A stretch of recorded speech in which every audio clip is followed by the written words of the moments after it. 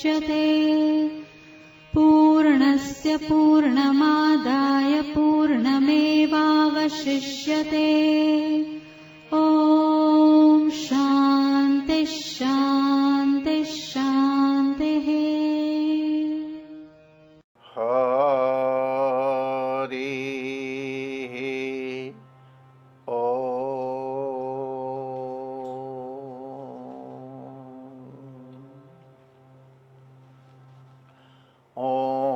शन्नो मित्रः शं वरुणः शन्नो भवत्वर्यमा शन्न इन्द्रो बृहस्पतिः शन्नो विष्णुरुक्रमः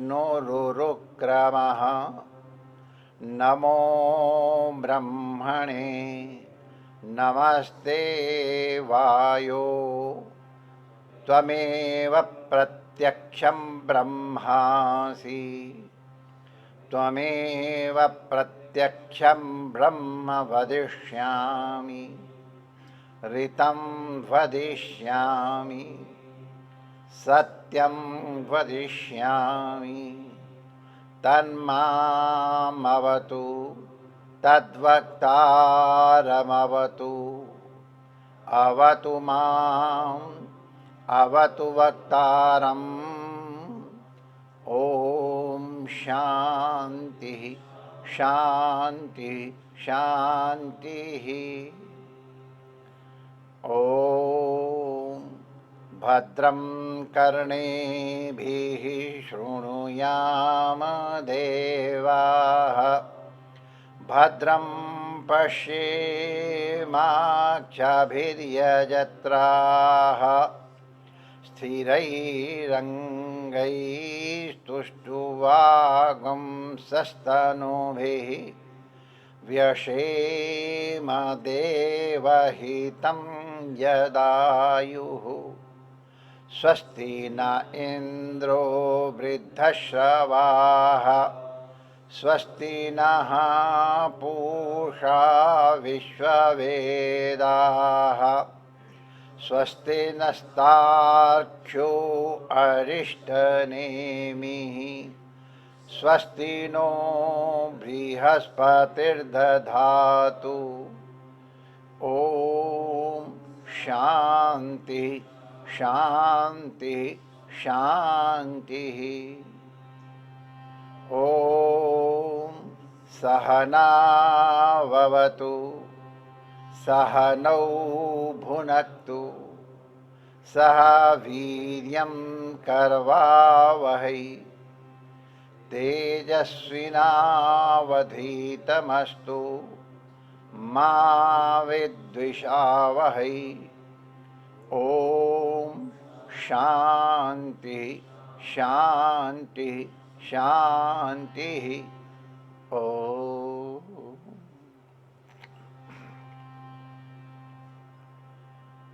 कृष्णाय वासुदेवाय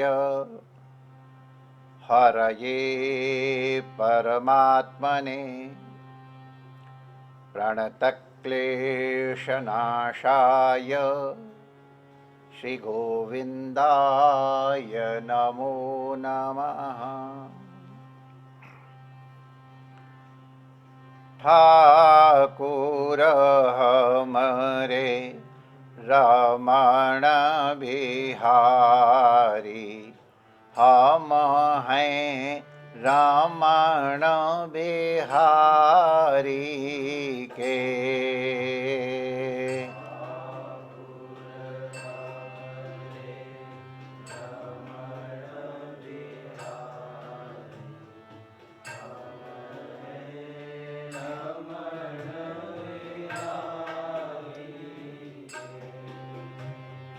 ठाकुर हमरे रमण बिहारी हम हैं रमण बिहारी के।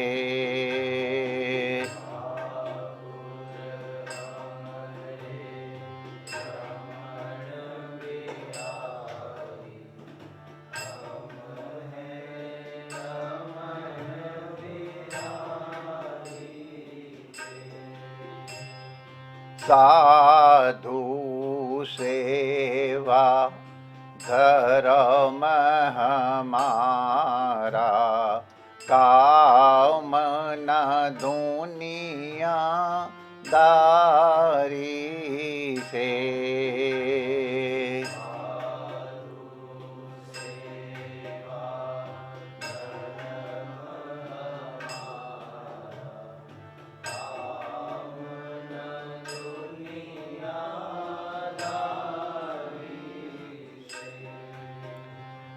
साधु सेवा धर्म हमारा, काम न दुनिया दारी से।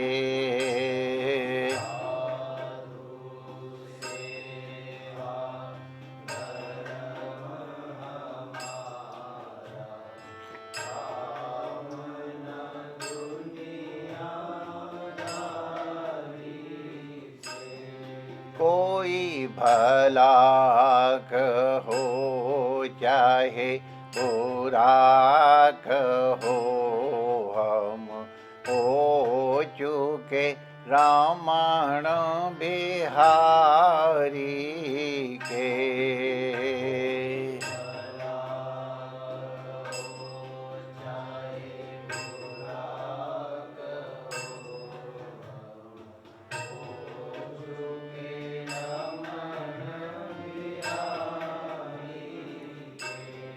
कोई भला कहो चाहे बुरा कहो, हम हो चुके रमण बिहारी के।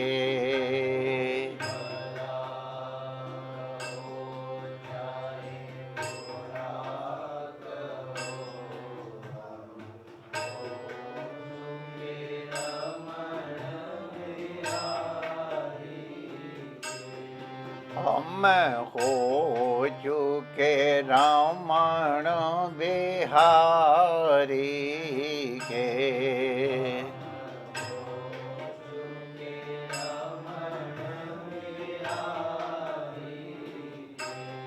हम हो चुके रमण बिहारी के।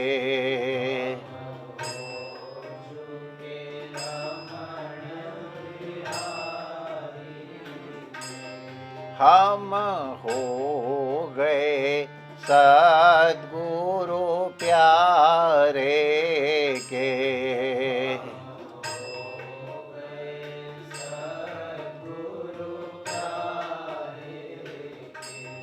हम हो गए सद्गुरु प्यारे के।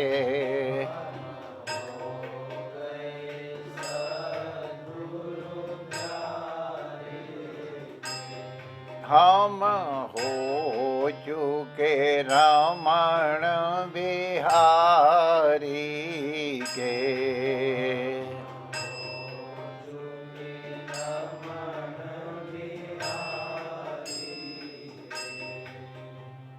ठाकुर हमरे रमण बिहारी, हम हैं रमण बिहारी के।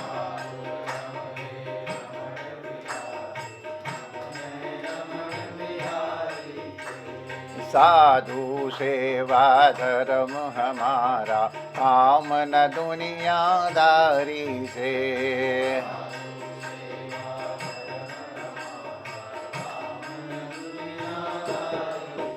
कोई भला कहो चाहे बुरा कहो, हम हो चुके रमण बिहारी के।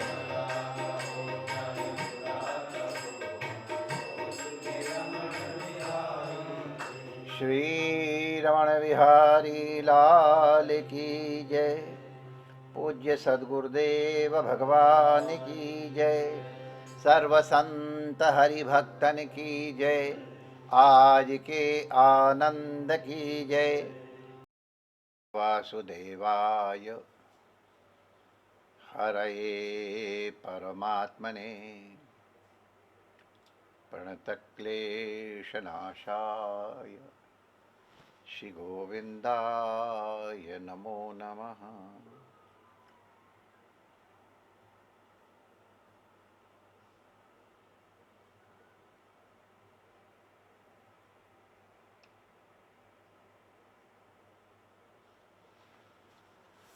नारायण नारायण नारायण नारायण।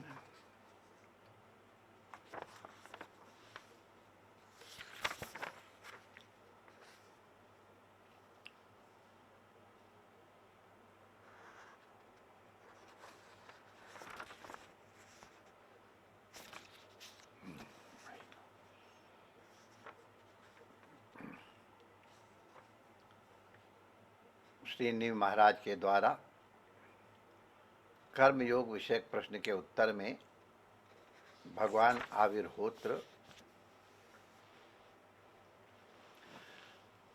हृदय ग्रंथि को अतिशीघ्र निवृत्त करने के लिए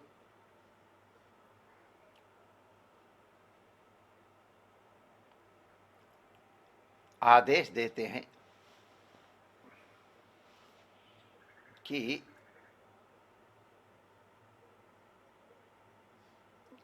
परमात्मा की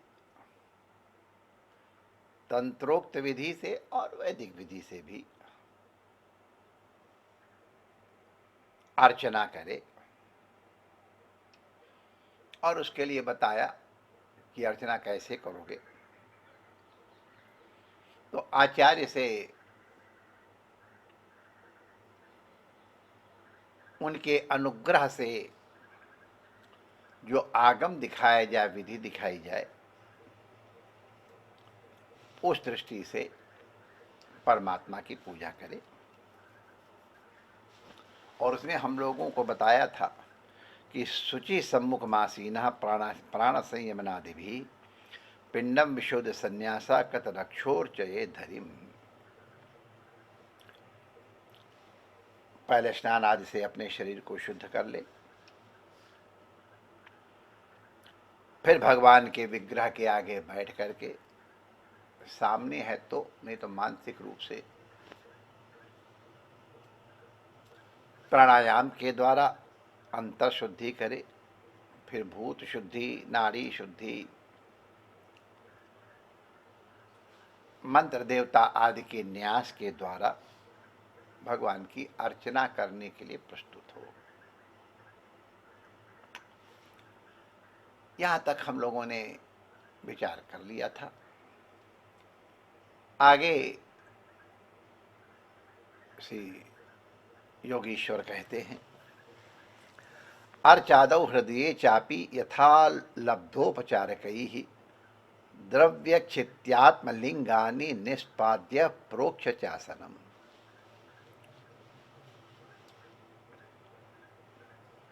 पाद्यादीनि उपकल्प्याथ सन्निधाप्य समाहितः हृदादिभिः कृतन्यासो मूल मंत्रेण चार्चयेत्। ये अत्यंत सरल विधि बताई जा रही है। जटिल विधियां तो अपने आचार्य लोग जानते हैं,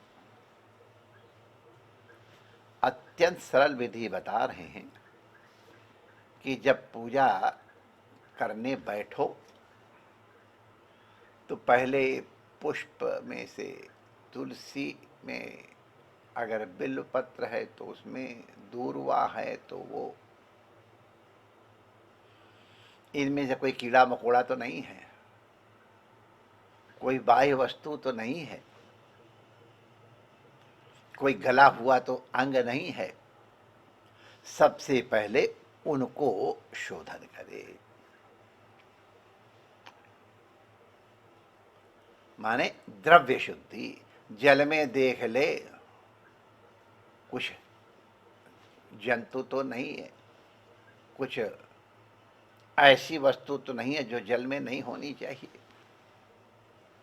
चंदन को भी देख ले, अक्षत को भी देख ले, सब सामग्री को देख ले, द्रव्य उनकी शुद्धि को देख ले। फिर धरती को पवित्र करे,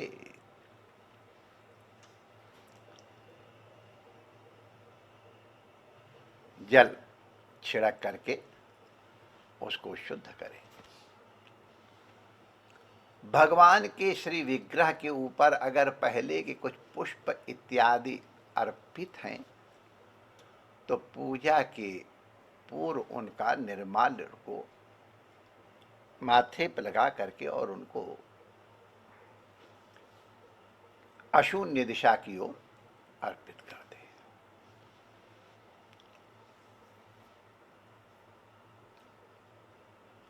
पदार्थों के पूजा योग्य बनाने के लिए अलग अलग मंत्र हैं, लेकिन सामान्य जीवों के लिए यह है कि अपने गुरु मंत्र से ही जल छिड़क लो।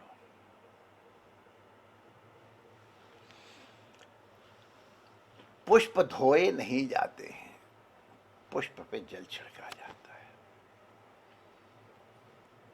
तुलसी, बेलपत्र इत्यादि का प्रक्षालन किया जा सकता है।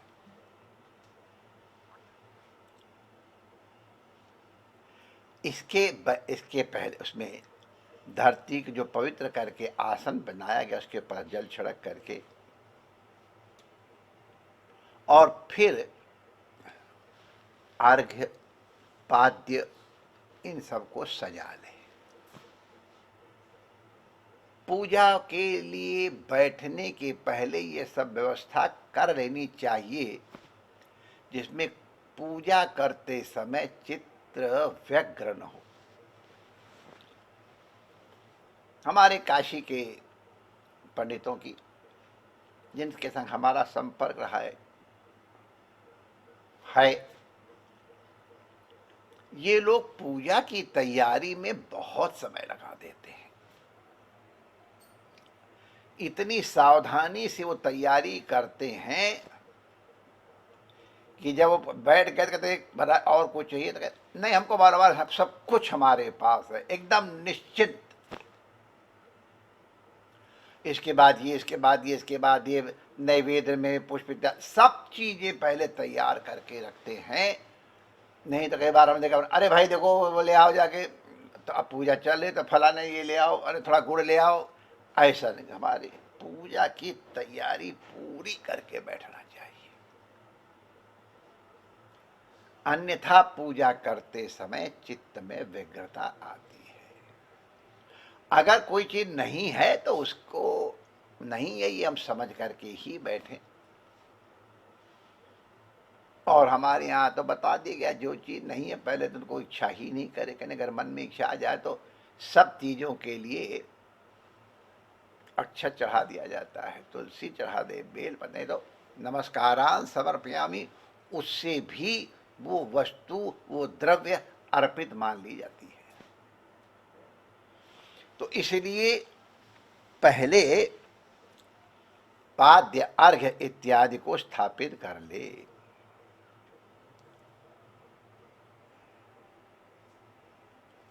इसके अनंतर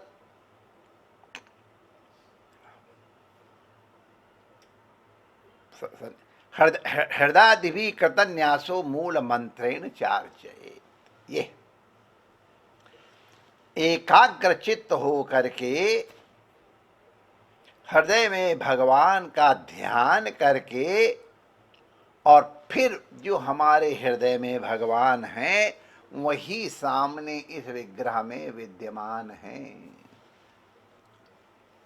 विग्रह को साक्षात मान करके पूजा करनी है, चाहे वो प्रत्यक्ष हो और चाहे मानसिक ही हो। वैसे भी चाहे प्रत्यक्ष हो चाहे प्रत्यक्ष ना भी हो, होती तो मानसिक ही अनुभूति है, लेकिन बाहर प्रतीक होने पर अर्चन में सुविधा होती है। तो एकाग्रचित्त होके भगवान का ध्यान करे, फिर हृदादि भी कृतन्यासो, अपने गुरु मंत्र से। हृदयाय नमः, शिरसे स्वाहा, शिखायै वषट्, कवचाय होम, नेत्रत्रयाय वौषट, अस्त्राय फट्। फिर उसी अंगुष्ठाभ्याम नमः, तर्जनीभ्याम नमः, मध्यमाभ्याम नमः, अनामिकाभ्याम नमः, कनिष्ठिकाभ्याम नमः, करतल कर पृष्ठाभ्याम नमः। इसके अनंतर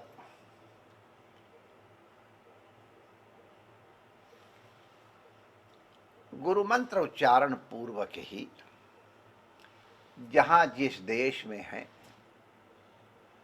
वहां जिस काल में जो पुष्प मिले, जाना तो आजकल तो विश्व ही एक घोंसला बन गया है।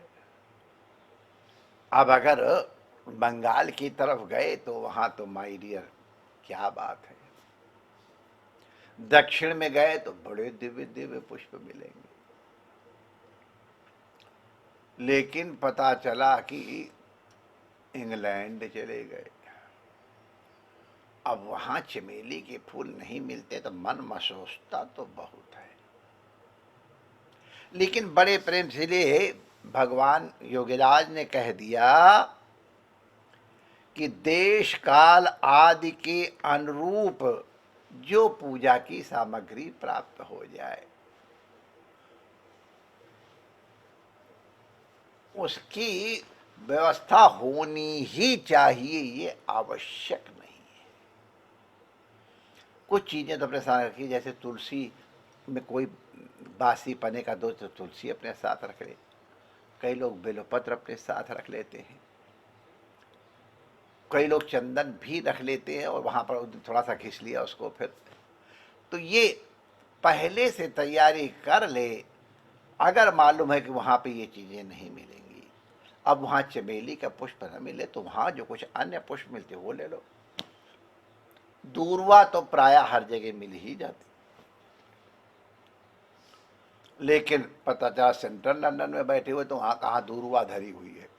वैसे प्रयास करो तो मिल जाती है। हम बताए दे रहे हैं पोल पट्टी, कहीं बाहर निकलो, कहीं ना कहीं थोड़ी थोड़ी निकली होती, निकाल दो चार ही ले आए। ये तो देश काल के अनुकूल पूजा सामग्री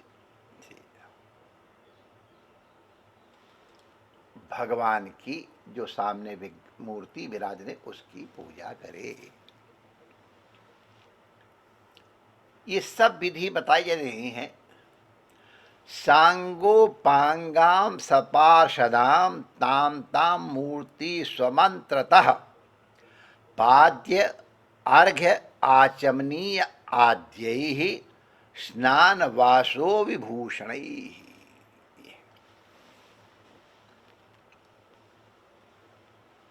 कई लोग कहते हैं महाराज ये न्यास व्यास करना काहे हो जरूरी है, काहे फालतू टाइम बिताओ, सीधे ही पूजा करो, क्या है न्यास व्यास करने में, कहाँ लिखा फलाने नहीं करते फलाने नहीं करते। हाँ फलाने नहीं करते बहुत ठीक करते हैं, हमको मुझे कोई दोष नहीं है। हम तो जो भाई योगीराज बता रहे हैं वही बता रहे हैं,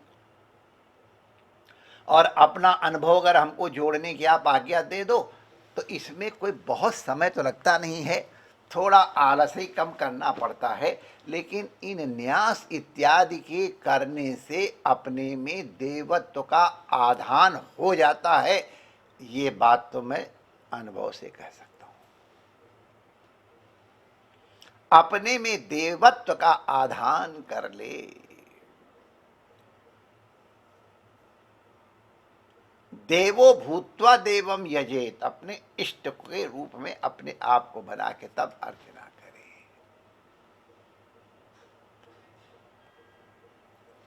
तो इसलिए न्यास इत्यादि करना बहुत अच्छा है। लेकिन हम ये नहीं कहते बिना न्यास की पूजा नहीं हो सकती है, जब न्यास नहीं करो तो पूजा नहीं करो, ऐसा नहीं कि महाराज अवसर कर दिया हम छोड़ तो न्यास करने की जगह पूजा ही छोड़ दी, चलो छोड़ो। ऐसा नहीं, तुम जो करते हो बहुत अच्छा करते हो। लेकिन अगर विधि पूछ रहे हो, जानना चाह रहे हो कि क्या विधि है, तो योगीराज निमि जैसे विदेह को बता रहे हैं, या आंसू हृदय ग्रंथि में, जो अपने हृदय के बहुत जल्दी छुड़ा, उसके लिए विधि बताई गई है। और देखो एक चीज बता दें, जब तक होश है तब तक सावधानी पूर्वक जो विधि है उसका पालन करे तो अच्छा है। आदेश इसलिए नहीं दे रहा हूं कि कई कई जगह कुछ और तरह से बताया जाए तो हमारी और उनकी बात में विरोध न हो जाए, इसलिए मैंने अच्छा कहा है। जब होश न रहे तब विधि मतलब ही नहीं है। अब रामकृष्ण परमहंस जी जब अपनी धुन में आ जाते थे तो मैया को नहलाने के पहले ही खिला देते थे। उनको लगता था मैया करे पहले मुझे खिला दे, भूख लग रही है, स्नान करे ना, स्नान कर लो ना, ना खाबी आगे खाबी ना, ना ना स्नान कर, स्नान कर, स्नान करो, আমি তাড়াতাড়ি করছি, না না খাবি, আচ্ছা ले खा, तो ले गए। ही আমি खाबो आगे, हिश, मैंने उनको लगता माता जी का पहले तू खा ले, ना ना আমি खाबो ना, तुम ही खाओ, ना আমি खाबो, अच्छा चल, तो खुद खा ले, अबर ना तो अपना खाया हुआ माता जी को खिला दे। इनकी तो शिकायत भी हुई थी उनकी। अब उनकी स्थिति में तो ये ठीक है, और हमने लगाया उस दिन बहुत बढ़िया, कौन चीज का नाम लें, कोई बड़ी बढ़िया चीज भोग लगाया और उसको देख मन ललचा गया। वैसे पूजा की सामग्री देख करके कभी मन ललचाना नहीं चाहिए। इस तरह की बुद्धि भी ना आवे कि मैं खाऊंगा। कई लोग इसीलिए जो भगवान को भोग लगाते हैं स्वयं लेते ही नहीं है, दूसरों को बांट देते हैं कि संभवतः कहिए ना ये भोग लगेगा तो फिर तो आत्माराम को ही प्राप्त होने वाला है, नहीं करें। अब रामकृष्ण परमहंस देव जी का तो वो स्थिति अलग थी, उनके लिए कोई वो शास्त्र से अलग है। लेकिन जब तक सावधान है,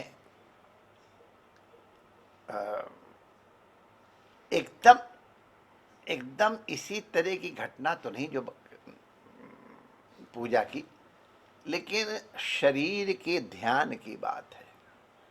कई लोग शॉर्टकट करने के लिए, अरे भगवान तो भाव के भूखे, ऐसी क्या बात है, और बस ये अपना शॉर्टकट निकालते हैं, अपना प्रमाद करते हैं और भगवान के ऊपर ला देते हैं। मैं बार बार कहता हूं, फिर कहता ही रहूंगा, सबको धोखा दे दो, चलो भगवान को भी कोशिश कर लो, अब खाएं धोखा ना खाएं भगवान जाने, उनका काम जाने, लेकिन अपने को धोखा मत दो कभी भी।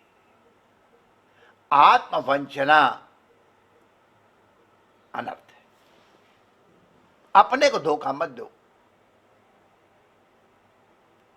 कर तो रहे किसी और से, ऊपर से नहीं नहीं ऐसा नहीं, अरे दूसरे को उल्लू बनाओ, खुद क्यों उल्लू बन रहे हो, तुम्हें तो अपना फूल पट्टी मालूम है। और देखो महाराजी वाली घटना मैं पीछे बताऊंगा। एक दूसरी घटना हमको लगता है इस समय नहीं बताने की, वो घटना फिर किसी और दिन बता, छोड़ो आज छोड़ देते हैं, क्योंकि वो तो सारे ही जो हम सुन रहे हैं वही सब का सब राधे राधे हो जाएगा, छोड़ो फिर किसी और दिन बताएंगे वो, आज छोड़ो, आज पेंडिंग है तो, लेकिन ठीक नहीं, हम अभी हमारा मन नहीं कह रहा कि वो बात बताइए इस पर। तो हाँ, सावधान होने की बात यह है कि एक बार एक महारानी पहले राजा महाराजाओं के यहाँ बड़ी सिक्योरिटी होती थी, लेकिन संत के लिए, ब्राह्मण जो विप्र हैं वैदिक, उनके लिए कोई प्रतिबंध नहीं होता, और सीधे चले जाते थे। राजा उनके स्वागत के लिए तैयार रहते थे, इसलिए उनके जो चौकीदार होते थे, द्वारपाल, वो भी संतों को और विप्रों को, विद्वानों को नहीं रोकते थे। राजाओं को रोक देंगे, धनवानों को रोक दिया जाएगा, महाराज से आज्ञा लेके आता हूं, वो सीधे जाते थे। कि उनको मालूम है कि अगर हमने रोका, और अब पता है हर चौकीदार को कथा मालूम है कि नहीं मालूम है, जय विजय भगवान के दरवाजे पे गेटमैन थे और संतों को रोक दिया और बेचारों को राक्षस बनना पड़ा, तो नहीं। राजा स्वयं स्वागत करते थे विद्वानों के, तपस्वियों के। हमको वर्णन मिला है चाणक्य उसमें कि नंद के दरबार में भी जो समावर्तित ऋषि कुमार आते थे अध्ययन करने के अनंतर,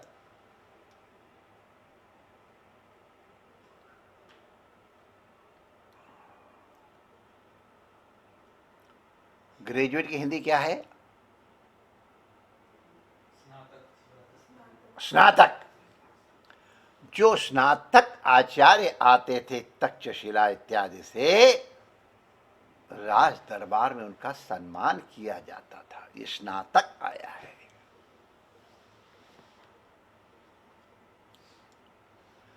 संत आते थे तो उनका भी इसी तरह स्वागत होता था। राजा सम्मान करते थे, महारानी भी सम्मान करती थी, उनका द्वार भी खुला होता था। महारानी के यहां तो पुरुष का प्रवेश वर्जित ही है। वहां दरवाजे पे एक जो दौवारिक या गेटमैन होता था, उसको कंचुकी कहते थे।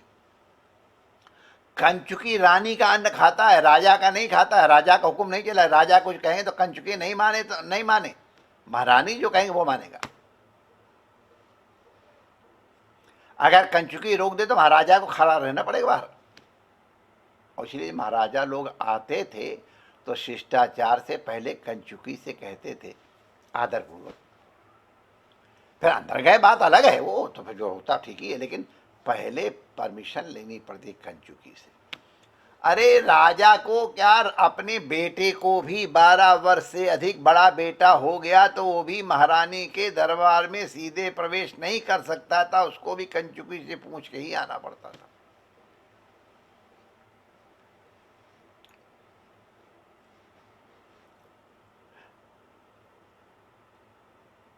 लेकिन संतों के लिए वहां भी रोक टोक नहीं थी।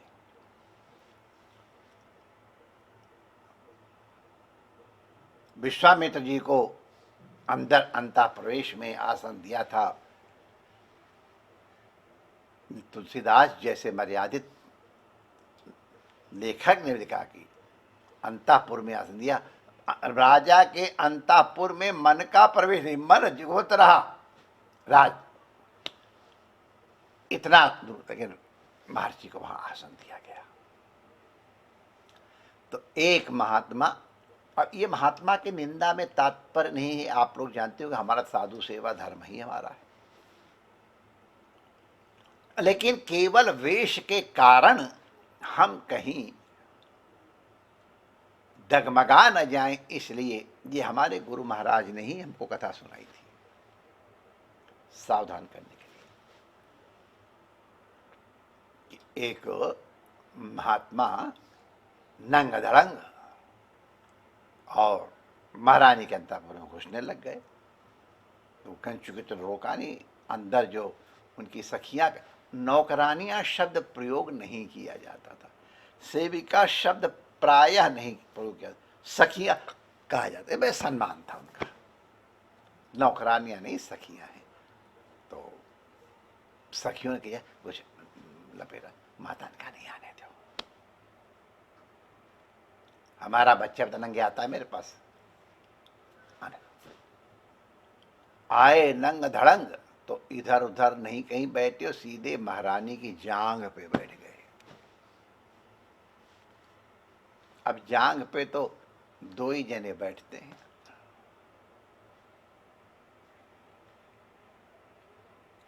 वक्षस्थल का स्पर्श भी केवल दो ही जने करते हैं, पुत्र या पति। तो ये जांग पे बैठ गए जाकर के।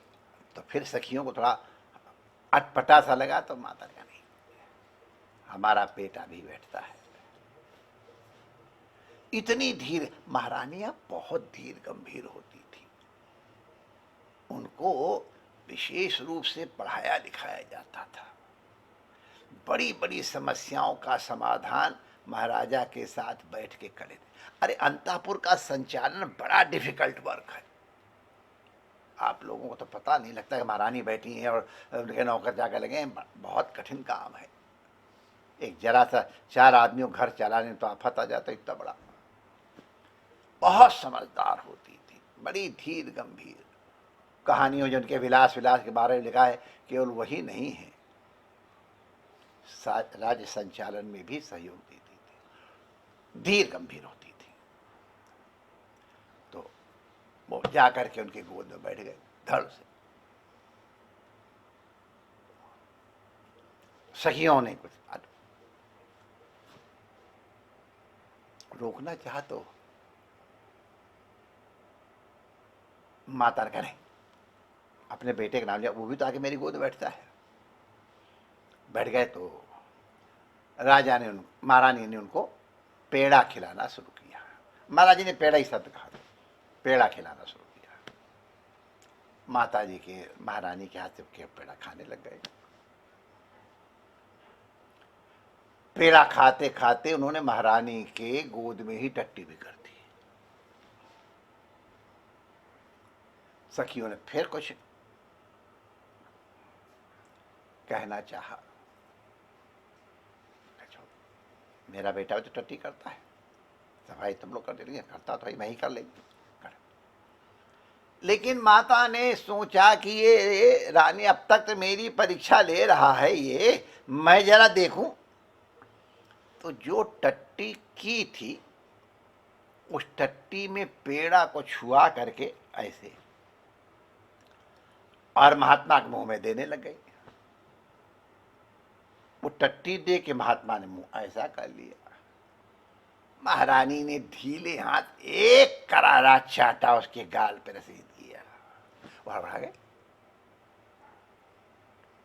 कुछ कहें कि मेरे महात्मा तुम्हें मारा, तुम्हें टट्टी में और पेड़ा में भेद मालूम है, और महारानी की गोद है नहीं मालूम है, या अंतापुर नहीं मालूम है।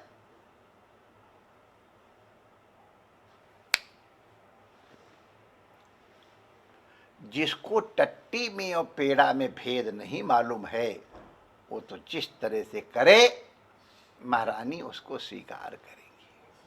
देखिए, अगर टट्टी में और पेड़ा में भेद मालूम है,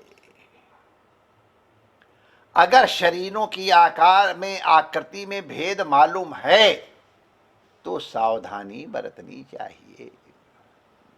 इसी प्रकार से भगवान की पूजा में शॉर्ट रूट कटौती करने के लिए भाव का नाटक नहीं करना चाहिए। इसलिए कहा जा रहा है कि अगर योगीराज जो पीपल के नीचे रह रहे हैं, प्रबुद्ध हैं, जिन्होंने सब कुछ अपना संसार ही ज्ञान अग्नि में दग्ध कर दिया है, ऐसे महापुरुष देखो, वक्ता श्रोता कौन है?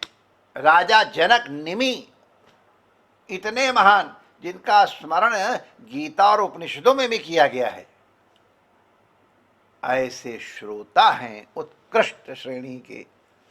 और नवयोगीश्वर जैसे आचार्य बता रहे हैं, और इसी चर्चा को भगवान के पिता वसुदेव को देवर्षि नाम च नारदा वो सुना रहे हैं। इसलिए उनकी बातों को सरज रूप से नहीं ले लेना चाहिए। अगर श्रवण कर रहे हो और अगर रुचि है तो इन विधियों को सावधानी से सुनना ही नहीं चाहिए, व्यवहार रूप में लाने की चेष्टा भी करनी चाहिए। अगर आत्मकल्याण के लिए आवश्यक न होता तो योगीश्वरों ने ये मार्ग का, इस विधि का उल्लेख न किया होता। हमने इसलिए ये चर्चा इतने थोड़ा विशद रूप से निवेदन की है कि इन चीजों को आजकल लोग उपेक्षा कर रहे हैं, इनका महत्व नहीं समझते हैं। समय की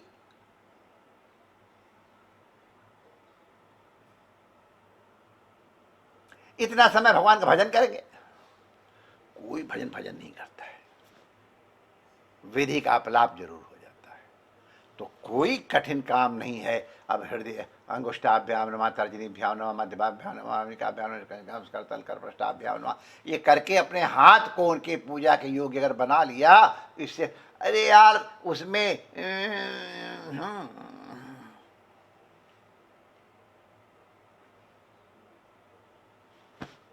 इसमें तो इतना टाइम,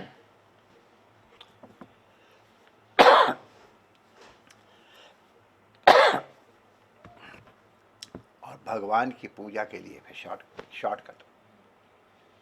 अरे हमने सुना, पहले तो हमने सुना, लेकिन आजकल मैंने सुना है कि लड़के भी ये करने लग गए हैं। अच्छा है, तरक्की है, बेचारे उन लोगों की रोजी रोटी बन रही, बड़ा पैसा लेते हो। नाखून बनवाई के, करवाई सवाई के, इनको पैर को पेडिक्योर, हाथ को मैनिक्योर कहते हैं। अरे माय डियर, नकली नाखून भी आते हैं, फिर उनको उसमें कुछ कुछ ऐसे करके क्या क्या लगाते,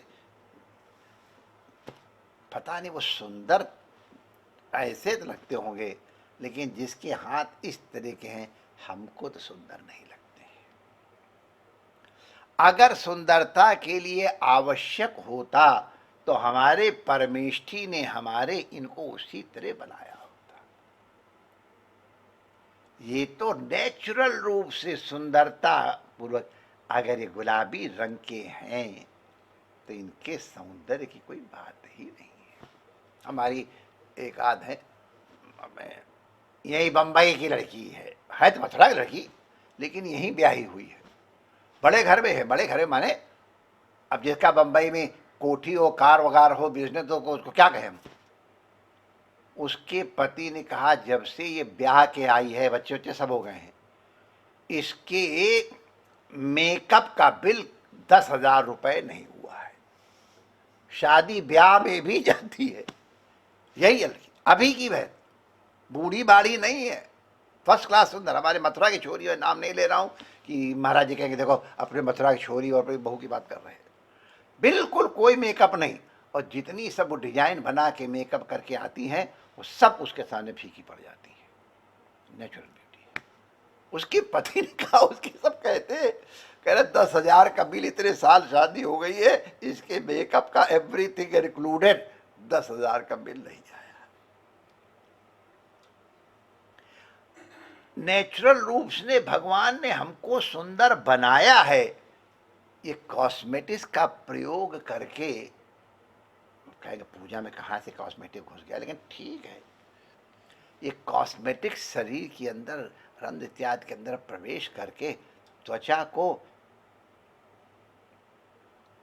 स्वाभाविक सौंदर्य से हीन कर देते हैं।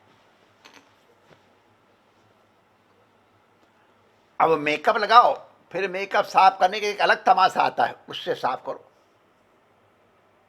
मेकअप साफ करने के लिए उसकी विधि है, हमको तो मालूम इसलिए बता रहा हूँ, प्रामाणिक रूप से बता रहा हो। हाँ, कोई मत समझना कि हमको नहीं मालूम, हमको हम नाम भी कहो बता दे, नहीं बताएंगे।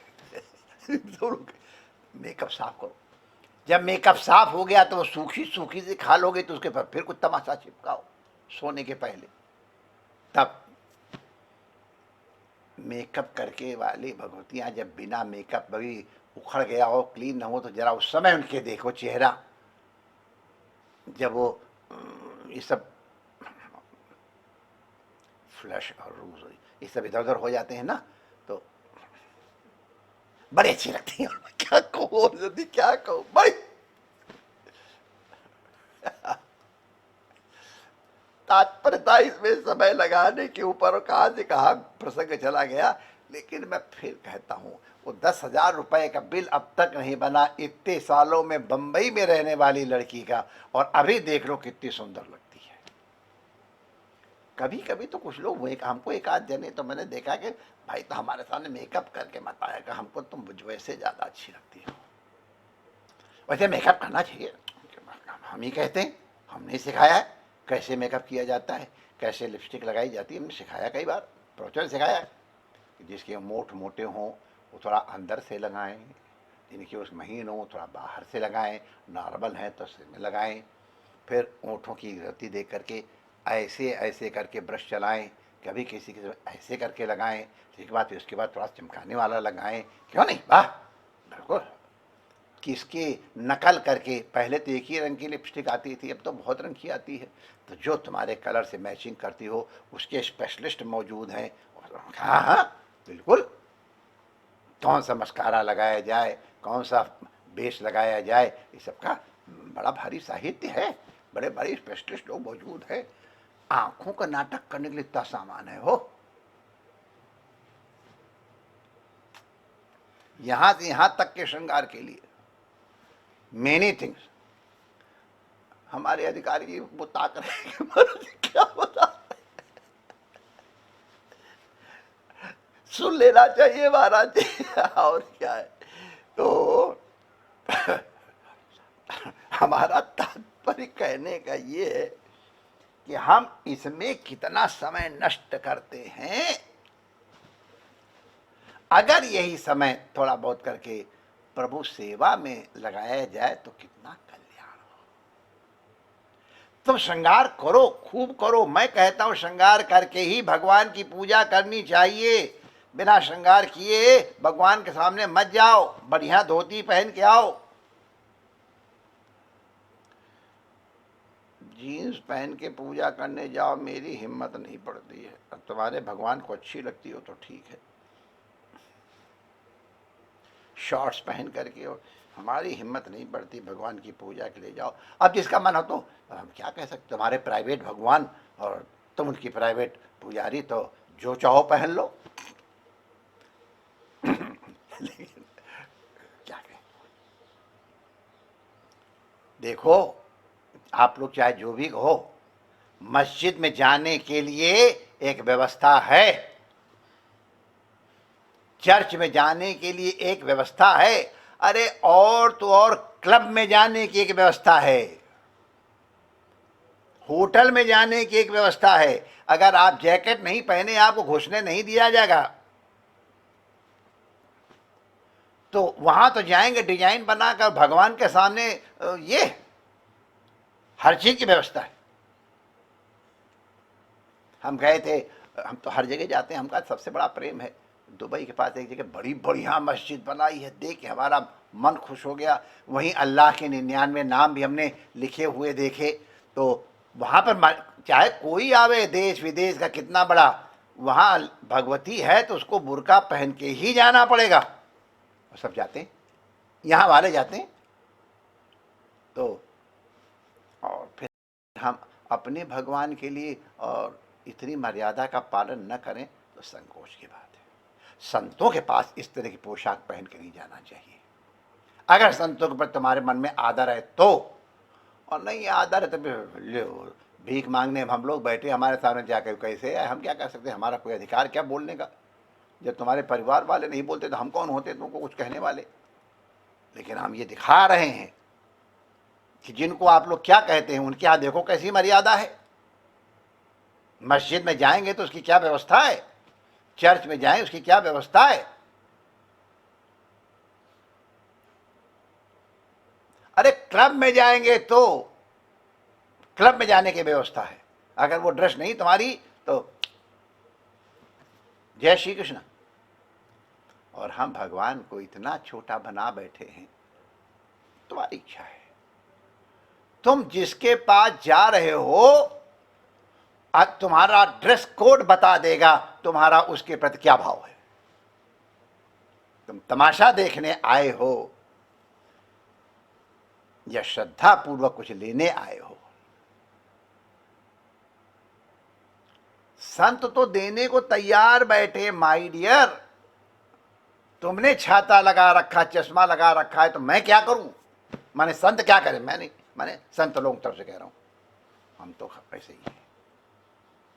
तो इसलिए मैंने बहुत ध्यान पूर्वक ये बात इससे विस्तार से कही कि इनकी ये चीजें उपयोगी हैं, इसलिए योगीराज कह रहे, नहीं तो नहीं कहे होते। सावधानी बरतने के लिए कहा है, फूलों में कीड़े नहीं होना, ये सब चीजें बताई हैं, हमको सावधान होना चाहिए। जब यज्ञ करते हुए कहते हैं कि उसको देखो, घी को उसमें कुछ पड़ा हो तो निकाल दो, ये सब चीजें सावधानी पूर्वक बाकायदा वेद मंत्र उच्चारण करके बोला जाता है आज्य के दर्शन के लिए। इसी तरह लिखा हुआ है, द्रव्य क्षिति आत्मलिंगानि निष्पाद्य प्रोक्ष चासनम। सावधानी रखनी चाहिए। तो फिर इस तरह से हृदय, सिर, शिखा इत्यादि का मंत्रों से न्यास करे, फिर अपने इष्ट देव के मूल मंत्र के द्वारा ही जैसे देश काल और परिस्थिति के अनुसार पूजा की सामग्री मिल जाए। केला हर जगह मिल जाता है, कई ऐसी जगह जहाँ केला नहीं मिलता है। भगवान के नैवेद्य केला का प्रयोग बहुत होता है। सत्यनारायण का नाम तो 7 साल का पके हुए केलों के द्वारा ये तो जो पूजा की सामग्री देश काल साथ प्राप्त हो जाए, और पूजा सामग्री से सामने विग्रह में अपने अथवा अपने हृदय में, दोनों लिखा है, सांगोपांगाम सदाम ताम ताम मूर्ति समंत्रता पाद्यर्घ्या चमनी आचमनीयाद्ये स्नान वासो विभूषण हृदादिभि कृतन्यासो मूल मंत्रेण चार्चेत ताद्यादीन अनुकल्प्याथ सन्निधाप्य समाहितः। तो इनको चाहे हृदय में करो और चाहे बाहर करो,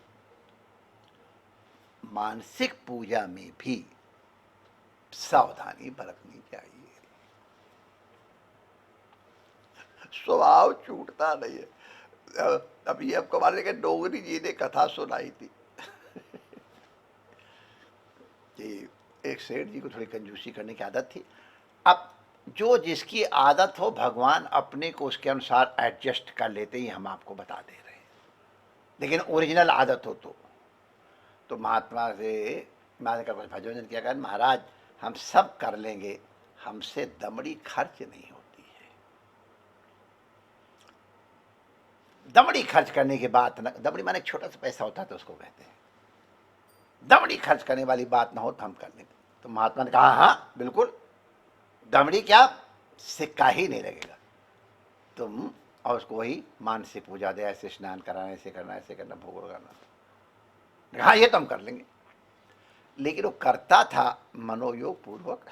तो लोग ही कहते, एक दिन रोटी चुपड़ रहा था तो उसमें घी डाला तो ज्यादा गिर गया, अरे ज्यादा घी जा रहा है, तो उसने वापस डालने लग गया, ऐसे वापस, अरे इतना घी क्यों खर्च हो रहा है, मानसिक है। तो कहता है, तो जैसे ही घी डाले भगवान ने हाथ रोक दिया, अरे भले आदमी तू, तेरा क्या खर्च हो रहा, मानसिक रूप से लगा रहा हो, उसमें भी तेरे को कंजूसी करनी है। ये डोगरे जी ने सुनाया था कथा में, तो कि मानसिक पूजा में भी तो भाई चाहे मानसिक करो और चाहे सामने करो, ये विधियां हैं। फिर और आगे उसके क्या विधान है, तो सांगो पांगाम सपर्शदाम सपार्षदाम ताम ताम मूर्ति समंद्रता इत्यादि, इसकी चर्चा हम लोग कल करेंगे। परमात्मा आप सबका मंगल करे। जय श्री कृष्ण। ओम पूर्णमदः पूर्णमिदं पूर्णात् पूर्णमुदच्यते पूर्णस्य पूर्णमादाय पूर्णमेवावशिष्यते। ओम शांति शांति शांति। श्री रमण बिहारी लाल की।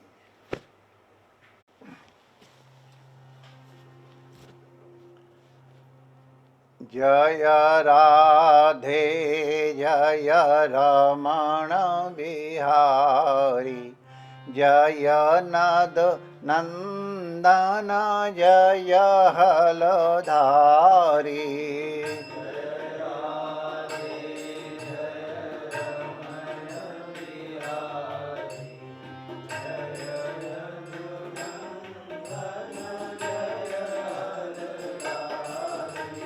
जय राधे जय रमण बिहारी, जय नद नंदन जय हलधारी।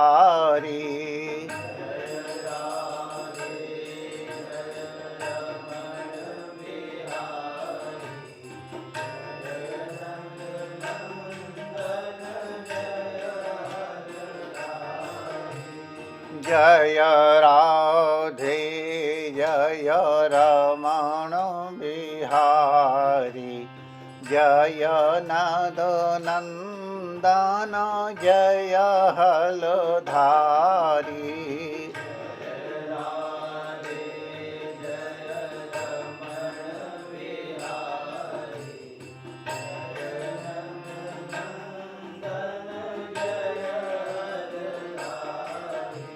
शरण शरण प्रभु शरण तुम्हारी, जय गुरुदेव हम शरण तुम्हारी।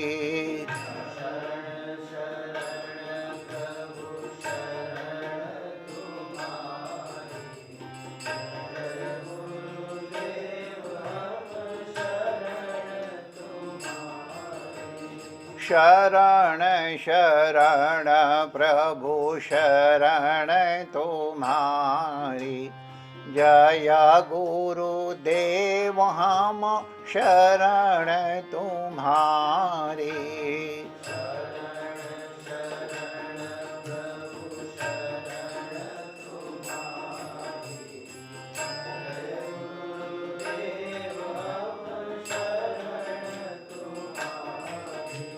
जय राधे जय रमण बिहारी, जय नद नंदन जय हलधारी।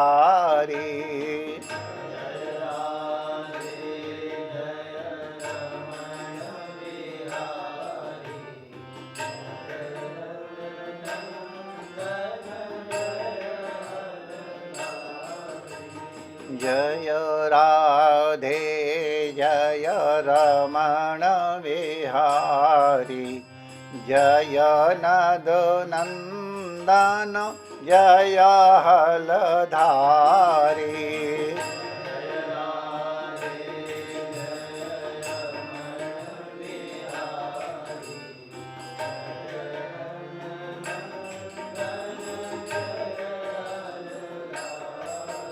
श्री रमण बिहारी लाल की। श्री कृष्ण गोविंद हरे मुरारी। रोलिंग। श्री कृष्ण गोविंद हरे मुरारे, हे नाथ नारायण वासुदेवा।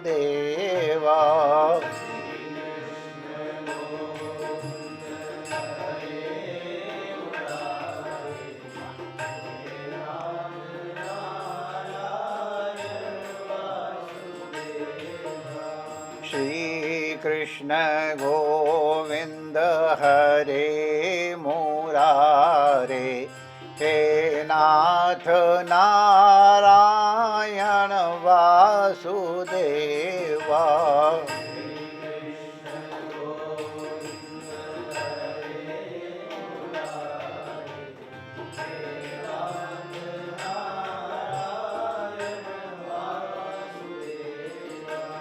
श्री कृष्ण गोविंद हरे मुरारे, हे नाथ नारायण वासुदेवा।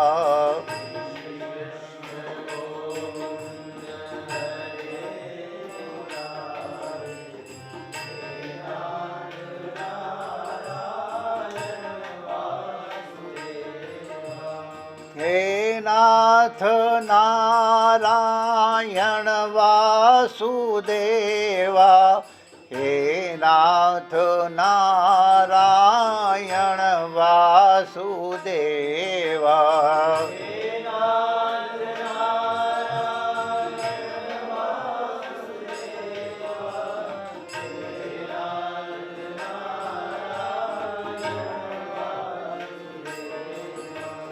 हे नाथ नारायण वासुदेवा, हे नाथ नारायण वासुदेवा।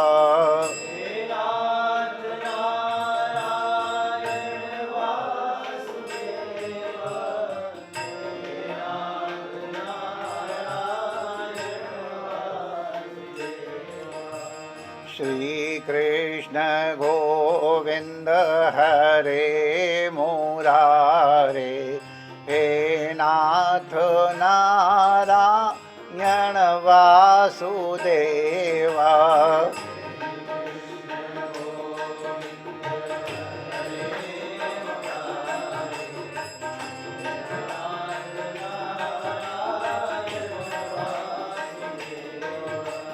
श्री कृष्ण गोविंद हरे मुरारे, हे नाथ नारायण वासुदेवा।